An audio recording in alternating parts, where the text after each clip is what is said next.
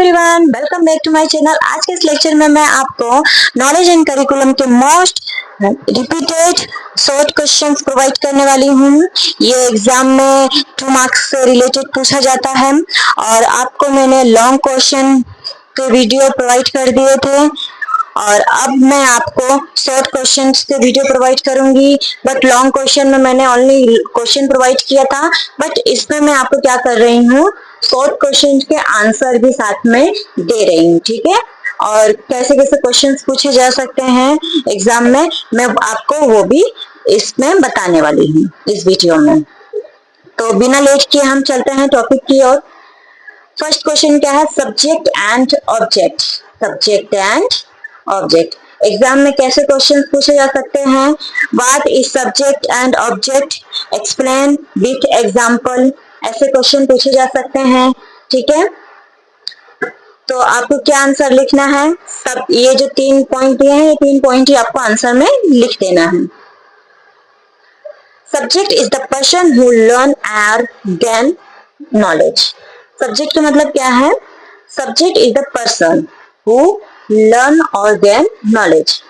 मतलब वो सब्जेक्ट का मतलब है कि वो पर्सन जो लर्न कर रहा है और उससे नॉलेज प्राप्त कर रहा है। ठीक है, एक सब्जेक्ट है जिससे वो क्या कर रहा है, वो पर्सन उसे लर्न कर रहा है और उससे नॉलेज प्राप्त कर रहा है। और ऑब्जेक्ट का मतलब क्या होता है, थिंग्स और टॉपिक विच इज लर्न। मतलब ये टॉपिक, ये क्या है, थिंग है या फिर एक टॉपिक है जिससे क्या करते हैं, वो पर्सन लर्न करता है। आपको मैं एग्जांपल बताती हूँ। स्टूडेंट क्या कर रहा है, बुक पढ़ रहा है। ठीक है, बुक को लर्न कर रहा है, तो वो जो स्टूडेंट है वो क्या हो गया, सब्जेक्ट हो गया, और जो बुक है वो क्या होगी, ऑब्जेक्ट हो गई। ठीक है, जो बुक है वो क्या है, वो हमारा ऑब्जेक्ट है। अब नेक्स्ट चलते हैं, equity and equality. Equity and equality के क्या क्वेश्चन पूछे जा सकते हैं, difference between equity and equality, या फिर आपको मीनिंग भी पूछे जा सकते हैं। तो दोनों जो क्वेश्चन है उसमें आंसर हम क्या लिखेंगे, ये जो 3 पॉइंट है, ठीक है, उसी को हम एग्जाम में लिख देंगे, चाहे डिफरेंस पूछे चाहे मीनिंग पूछे। Equality means giving same resources to all. Equality का मतलब होता है सेम रिसोर्सेज स्टूडेंट्स को प्रोवाइड करना। और इक्विटी मीन्स होती है giving according to need, students के नीड के अकॉर्डिंग प्रोवाइड करना। Equity help weak students, equity क्या करता है, वीक स्टूडेंट्स का हेल्प करते हैं। अब मैं फिर से आपको एक बार फिर से समझाती हूँ कि इक्विटी और इक्वालिटी मतलब क्या होता है। तो इक्वालिटी का मतलब होता है सबको सेम चीज देना और एक समान क्या करना, उनसे बिहेवियर करना। ठीक है, जबकि इक्विटी का मतलब है सबको उनकी नीड के अकॉर्डिंग देना। ओके, अब एग्जांपल में बताती हूँ। क्लास में जो सब बच्चे होते हैं उनको सेम बुक दी जाती है, तो सेम क्या कहेंगे, इक्वालिटी कहेंगे। क्या कहेंगे, इक्वालिटी कहेंगे। और जो वीक स्टूडेंट्स हैं हम उनको क्या करेंगे, एक्स्ट्रा सपोर्ट करेंगे, उनको एक्स्ट्रा सपोर्ट देंगे, तो उसे हम क्या कहेंगे, इक्विटी कहेंगे। इस टॉपिक पर मैंने वीडियो भी बनाया है, तो आप मेरे चैनल पे जाके इस टॉपिक को क्लियर में समझ सकते हैं और डिटेल एक्सप्लेन किया है मैंने इसे, आप इस टॉपिक को इजीली समझ लेंगे। नेक्स्ट है हिडन करिकुलम।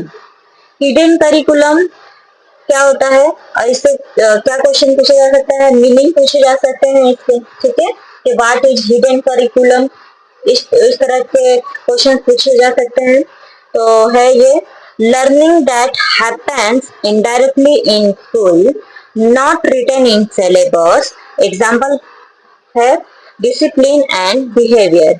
ये वो करिकुलम होता है जो क्या करते हैं, लिखते नहीं है। ठीक है, ये इनडायरेक्टली होती है। क्या होती है, ये इनडायरेक्टली होती है। हिडन करिकुलम वो होता है जो ऑफिशियली सिलेबस में नहीं होता है, लेकिन स्टूडेंट्स को क्या करते हैं, इनडायरेक्टली सिखा देते हैं। जैसे कि डिसिप्लिन हम सिखाते हैं, रिस्पेक्ट सिखाते हैं, बिहेवियर सिखाते हैं, ये सब हमारे क्या हो गए, हिडन करिकुलम हो गए। ठीक है, ये सिलेबस में नहीं आते हैं। नेक्स्ट है एकेडमिक ऑटोनॉमी। इसके क्वेश्चंस पूछे जाएंगे। Meaning of academic autonomy. Academic autonomy का मतलब है स्कूल या कॉलेज को अपने डिसीजन लेने की फ्रीडम होना चाहिए। एकेडमिक ऑटोनॉमी का मतलब है कि जो स्कूल या कॉलेज होती है उनको अपना जो डिसीजन है उन्हें लेने का फ्रीडम उनके पास होनी चाहिए। यहाँ पे क्या है, freedom to take decision in education. Education में उन्हें फ्रीडम होनी चाहिए डिसीजन लेने से रिलेटेड। ठीक है, वो डिसीजन ले सके एजुकेशन से रिलेटेड, इतनी फ्रीडम स्कूल हो या चाहे कॉलेज हो उनको होनी चाहिए। Institution, design syllabus and teaching improve quality. इससे क्या होता है, क्वालिटी इम्प्रूव होती है। जैसे कि सिलेबस डिजाइन करना, टीचिंग मेथड चूज करना, ये सब की फ्रीडम स्कूल और कॉलेज को होनी चाहिए। कॉन्टेक्चुअली रिस्पॉन्सिव करिकुलम, ये क्या है हमारा 5th क्वेश्चन है। ठीक है, मीनिंग पूछे जा सकते हैं या इससे रिलेटेड कोई भी क्वेश्चन पूछे जा सकते हैं, तो आप क्या करना, इसी आंसर को वहां पे लिख देना। Based on students need and environment, ये स्टूडेंट्स के नीड पर और उनके एनवायरनमेंट पे बेस्ड होते हैं। कनेक्ट विथ रियल लाइफ, ये किससे कनेक्ट होती हैं, रियल लाइफ से कनेक्ट होती हैं। मैक्स लर्निंग मीनिंगफुल, लर्निंग को मीनिंगफुल बनाती हैं। इसका मतलब है करिकुलम को स्टूडेंट्स के एनवायरनमेंट और रियल लाइफ के अकॉर्डिंग बनाना। जैसे विलेज एरिया में जो एग्रीकल्चर रिलेटेड टॉपिक्स इंक्लूड करना। ठीक है, अगर आप शहर में रह रहे हैं तो स्टूडेंट्स को शहर जो सिटी है उससे रिलेटेड नॉलेज या उससे रिलेटेड टॉपिक के बारे में उनको पढ़ाना। ठीक है, और उसके अकॉर्डिंग इन्वायरमेंट क्रिएट करना क्लासरूम में। और ये सब कहाँ पे आता है, contextually responsive. Situation as a source of knowledge, knowledge comes from real life. जो सिचुएशन है, ठीक है, सिचुएशन का मतलब है रियल लाइफ कंडीशन या फिर एनवायरमेंट।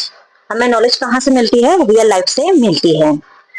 हम अपने एक्सपीरियंस को क्या करते हैं, सिचुएशन की मदद से क्या करते हैं, नॉलेज प्राप्त करते हैं। हम अपने एक्सपीरियंस को सिचुएशन की मदद से नॉलेज प्राप्त करते हैं। Learning by doing and experience, आपको क्या करना है, लर्निंग बाय डूइंग करेंगे तब क्या होगा, आपको एक्सपीरियंस मिलेगी। जैसे कि आप प्रैक्टिस करोगे किसी भी वर्क में, तो प्रैक्टिस करोगे और प्रैक्टिस करने से क्या होगा, आपको एक्सपीरियंस आएगा, और एक्सपीरियंस आएगा तो उससे क्या होगा, आपको नॉलेज मिलेगा। तो ये हमारा 6 क्वेश्चन था। अब हम 7 क्वेश्चन पे आते हैं। स्टेप्स ऑफ करिकुलम डेवलपमेंट, इसके 4 स्टेप्स हैं। ठीक है, setting objective, selecting content, learning experience और इवेल्युएशन। नेक्स्ट क्वेश्चन है फुल फॉर्म। एनसीईआरटी और डीआईईटी के ये फुल फॉर्म्स हैं। ओके, 2 मार्क्स में आएंगे, इसे भी याद कर लेना। नेक्स्ट है टेक्निक्स ऑफ इवेल्युएशन, बट इसका जो क्वेश्चन है वो रॉन्ग है। क्वेश्चन क्या आएगा, techniques for curriculum evaluation. Techniques for curriculum evaluation, इससे रिलेटेड क्वेश्चन पूछने वाले हैं एग्जाम में। तो इसके 4 टेक्निक्स हैं। ठीक है, ऑब्जर्वेशन, इंटरव्यू, क्वेश्चनरीज और टेस्ट। अब हम क्वेश्चन नंबर 10 पर आते हैं, सोसाइटी। तो what is society, group of people living together. ये क्या होता है, लोगों का एक समुदाय होता है, ग्रुप होता है जो साथ में क्या करते हैं, मिलजुल कर रहते हैं। Share culture and values, influence education. Society का मतलब है लोगों का एक ग्रुप जो एक साथ रहता है और कॉमन रूल्स फॉलो करता है। सिंपल वर्ड में समझे तो जहां लोग मिलकर रहते हैं, इंटरेक्ट करते हैं एक दूसरे के साथ,